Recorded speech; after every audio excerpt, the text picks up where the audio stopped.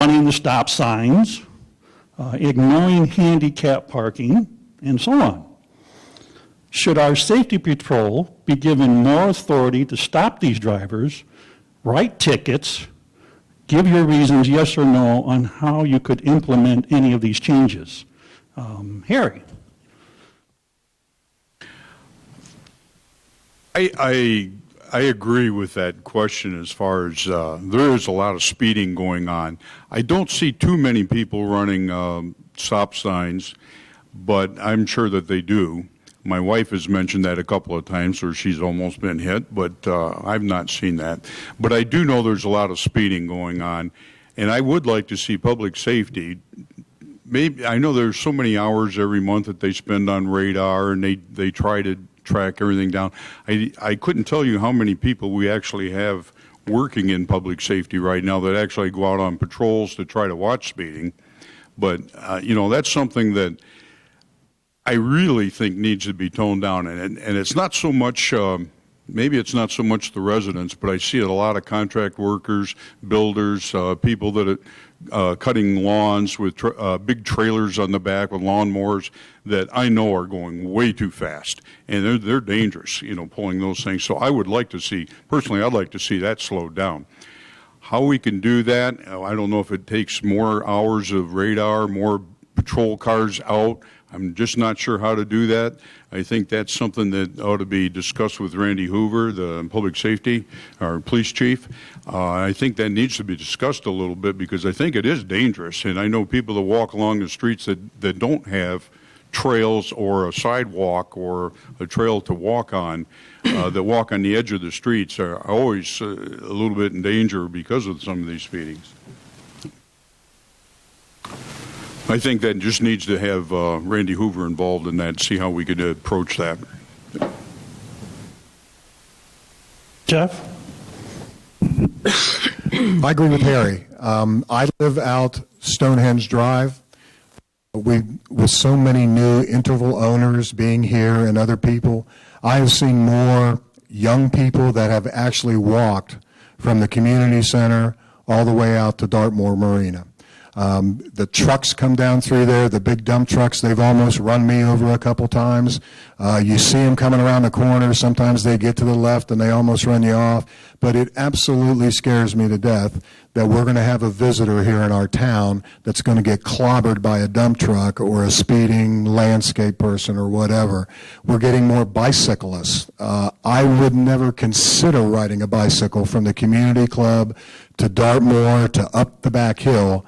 But we have that, and when you come around those corners and some of these trucks, the way they come hauling around there, it scares me, and I keep a very close eye out anymore. I think anything we can do to slow down, to get everybody to slow down, maybe an awareness campaign. I think Chief Hoover has done a great job on his weekly reports of keeping us involved in what's going on in the community. I think he's done an excellent job since he's been here. I think this is a very safe place. But I think we need more attention, like Harry said. We need to slow these people down. I do think a lot of it is the commercial people that are on their way to someplace. I'll tell you what I do. If somebody comes hauling up behind me, I keep getting slower as they're on my bumper. So I might be doing 35 miles an hour, and if somebody gets on my tail, I go to 30, and then I go to 25 because nobody is really silly enough to try to pass me out there. But are we getting faster? Yes. Do I think a lot of it is the commercial entities? Yes. But I think we always need to be vigilant on that. I do not know the chief personally, but he seems like the type of person that we engage him in this, he will help to get this off. Personally, I think Randy Hoover is probably one of the best public safety officers we've ever had. He comes from the Highway Patrol. He's hired other Highway Patrol people to work with him. We probably have as good as we've ever had public safety. They contend with a budget, and that's determined by the board. His budget tells him how many people he can hire and not hire, how many vehicles he can have on the road, and those sorts of things. They spend hours and hours out doing all kinds of public service things as well as directing and watching traffic. You know, if you have a problem and you're ill or something, they'll come out and help you get in and out of your car if you want that. And those are things that are personal to all of us. I haven't had those kinds of needs, but there are several residents that I know that they go every night and help those folks in one way or another. They have limited people, a pretty large area to cover, and so they're not on every single road every minute. We have truck drivers that drive too fast. We have a lot of our own residents that drive way too fast. It's not just the outside folks. If you watch the reports that Randy gives you, you're going to find out that it's a lot of our own residents. It's not just all these big trucks coming by. There are those. There are the trucks that are hauling the mowers and all those sorts of things that park in the middle of the road, and those cause problems, especially if it's on a hill and you can't see them. But I think that for what he has, the budget he has, and the people that he has working with him, he does a phenomenal job. Thank you. All right, thank you, gentlemen. We did this in just a little over an hour. So I will now give them 5 minutes. 5 minutes for closing remarks. We'll start with you, Harry.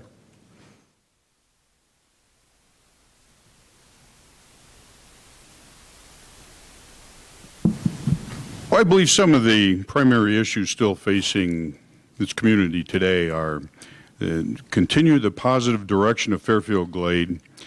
We want to maintain ourselves in the top 50 in the country as far as where to retire, and we're in one of the very premier locations with a very, very great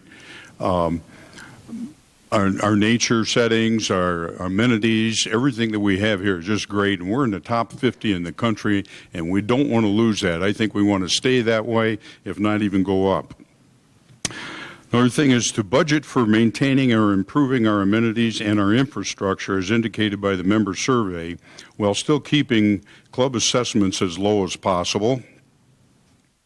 We'd like to continue to promote our excellent golf courses, our racket sports, and our lakes to help enhance our revenue stream.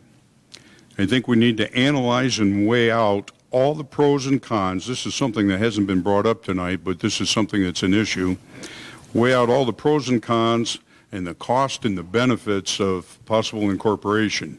I'm surprised there wasn't any questions about that tonight, but that's something that has to be looked at. There is a committee to research that and try to give us all the information to make a wise decision on that. Again, I think we need to support the harmony between the residents and the timeshares, because I think it's important for both of us to get along and enjoy this great community we have. Another thing I was surprised wasn't brought up tonight in a question was our water supply.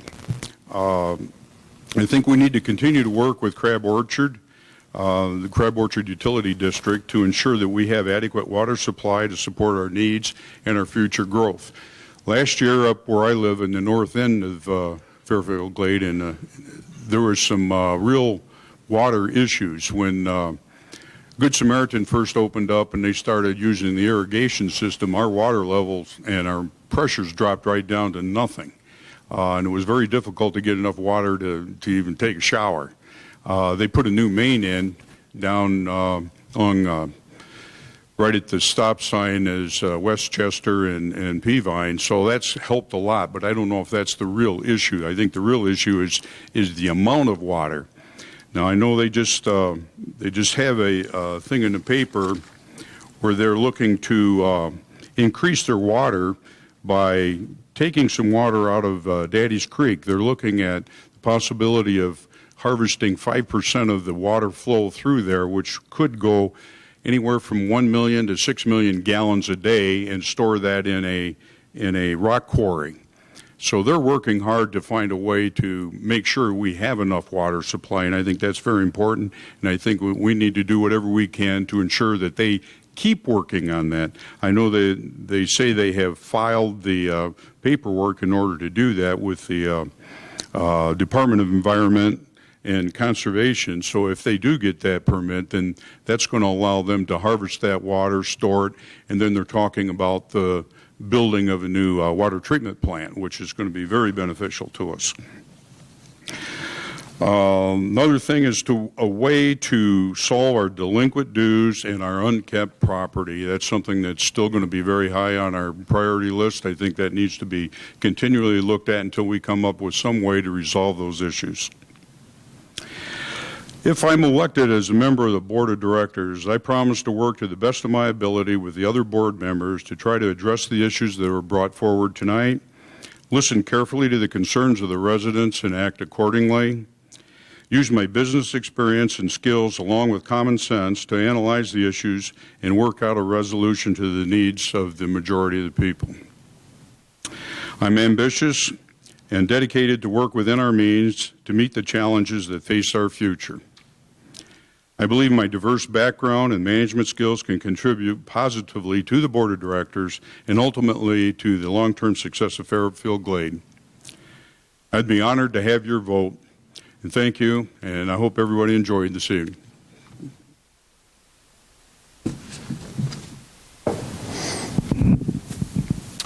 Over the last 3 years, we've had multi-million-dollar investments that have been made within our community to not only improve our lives, but to make Fairfield Glade an even more attractive place to live.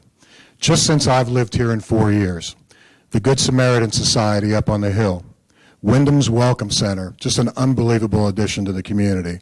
And the Cumberland Medical Center, the facility that's going up behind it, has really changed the look and the feel of Fairfield Glade. We almost look like a city now. I mean, you pull up to the four-way stop and it's like, wow, look at this place. I mean, it's really amazing what we've seen in the last 4 years. I can't imagine the people that have been here for 20 or 10, the things and the changes that you've seen. It's phenomenal to me.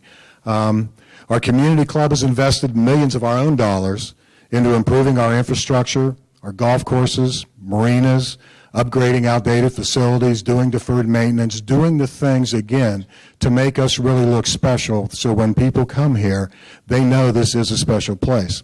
We've also had a full-time professional that was just brought on to the community club to start going out and actively marketing Fairfield Glade to people all over the United States as more interval owners and more property owners are like to come to us in the future. The world outside Fairfield Glade, though, is a totally different place. We kind of live in a big bubble here, if you don't mind me saying that. What I consider once mighty cities are facing financial ruin, while we have a lot of people here from Detroit. Everybody knows what the situation is in Detroit now, declaring bankruptcy. Many residents who used to move here to retire, there's a lot of people out in the world that can't retire anymore. The statistics of the baby boomers that have less than $5,000 saved in a bank account is absolutely staggering. People cannot retire in the purest sense of the word like a lot of people here did. In fact, when my wife and I moved here, we had no intention of retiring. It's a tremendous place to live. Jesus works in the software business out of California. As long as she has access to an airport, she can live anywhere in the country. We chose to live here. And the more she talks to people in the software business in California and tells them about the taxes, tells them about the community, tells them about the golf prices, tells them about no state income tax in Tennessee, tells them about our great internet service now here, which we didn't have that 5 years ago, talks about all the nice things we have. These are people that are empty nesters that are in the ages of maybe 50 to 62 years old that are starting to look hard at Fairfield Glade. And I hope we start to look at that in the future. I consider us to be a team here in Fairfield Glade, and I know everybody has their favorite football team. I'm from a city up north that we have a rivalry with another city up north. But I know in any football team, you have seniors, juniors, sophomores, and freshmen. Freshmen get to work their way up to sophomores. Some sophomores get to play. Some juniors play. They move. But we need to look at that and then also make certain that we're bringing those people in the future, because really retirement as such is not only an option for people, but I don't consider this community to be a retirement community. I play golf with a gentleman who's 92 years old. He plays golf 3 days a week and goes to the wellness center the other 2 days. This place to me is like a fountain of youth, and we call it Camp for Big Kids because it's just a place where people are here, they're volunteering. How many people retire at the age of 63 do I know that say, you know, I think I want to be a fireman and run into burning buildings and help my neighbors save my neighbor's property? This is a community where people leave one thing, take all their hard-earned money and their investments, and come here to hopefully live to be 120. And that's why we like it here, that I hope we continue. Our new marketing director, I hope she really continues to pull in a wide range of people. So for me, the challenge in the future is not only to manage our growth, but manage it in a financially responsible way within our means while we continue to attract those future people that come here. I don't know retirement's a thing. There are a lot of people that do want to retire. We'll go through that. Let me touch on very quickly, though, something that Glenn said. I have a real problem with our attitude concerning the food and beverage situation here. I was in the food and beverage for 18 years, and if I ever told my boss that the kitchen was too small, the kitchen is too large, and the employees don't want to work, I would have been fired on the spot. I told people, do not throw employees under the bus. I think there is a lot of things that we can do within the operation. I don't think we've done them all. I don't think we're marketing to our neighbors. I don't think we're doing some very easy things that we could to increase trial. I'm getting to stop. I thought I had 30 seconds. I'm going to give you real quick. Thank you all for coming. Thank the election committee for all your hard work. I appreciate the opportunity to run for the at-large director. I'd love to have you vote. Thank you. And last but not least, I've spent 9 of the last 10 years volunteering my time to the community club. First 3 years on the Lakes Committee, and then 6 years on the Board of Directors. I sincerely appreciate having been given that opportunity. I take great pride in our community. In the past 6 or 7 years, we've had boards that work together, a good management team, dedicated employees, and hundreds of members volunteering untold hours on our committees. Not only that, we've had community leaders that championed one cause or another that have benefited the community. Together, we have accomplished so much. Think about it. 7 years ago, when I was elected to the board, we were working on completing this wonderful community and conference center. After that, a whole laundry list of accomplishments from the club and community leaders. Stonehenge was purchased. New docks have been put in at Dartmoor and some of the other lakes. We've expanded the irrigation system at the wastewater treatment plant, the drip fields. I don't know whether you realize it or not, but this condition of our drip fields now and our wastewater system is that we probably won't have to expand it for maybe 100 years. I mean, it's in the best condition it's ever been in. If we build 80 or 90 houses a year every year, I mean, we're good for a long, long time. And there's no anticipated real expenses for that for the next 4 or 5 years. We built a new North Fire Station. The dog park was built. I look at Bob Stackhouse because he was the one that kind of spearheaded that. Good job. New equipment for our fire and safety departments. The walking trails around here have been expanded. We've upgraded the landscaping on our own campus so the property looks a whole lot better. We've remodeled the restrooms at Robin Hood Park. We've done more road paving than ever in the past. We've got neighborhood watch programs that have started. Fairfield Glade Residence Services was born, a wonderful group of guys and gals that do a lot of good things for us and have gotten national recognition, by the way. The Good Samaritan Society built their campus. The hospital's now expanding over here at the Wellness Center. And, of course, the new Wyndham Check-in Center. So many positive accomplishments in 6 or 7 years, and I'm sure I haven't talked about all of them. In fact, I know there's a few that I've missed. All of this done while reducing our debt and seeking alternate income sources that help keep our member dues affordable. One of those things that we've done has to do with transfer fees. When I first went on the board, we got very little money out of transfer fees. When you buy and sell a property, it's anticipated that this year will come close to maybe $200,000 in transfer fees. That can pave a mile of road or more. So those kinds of considerations. I feel we need to continue to address the remaining issues of our infrastructure, continue to pave the roads, fix the buildings, those sorts of things. Those things give us good curb appeal that enhance our real estate values. We need to continue to pay down debt and save dollars. I talked about this earlier, for projects that we'd like to accomplish. Borrowing has an interest expense that must be borne by the members' dues. The more alternate income we can develop, the more we can keep dues affordable. We can all take pride together for what's been accomplished. Let's together continue this trend. I am asking you for your vote for the open board position. Thank you. Well, thank you, gentlemen. I hope this was, it's a shame there's only one seat available and not three, because I think all three of them would make excellent board of directors. Your ballot will be in the mail sometime first week of August. Please consider seriously all three of them, but consider one of them as your next board of director.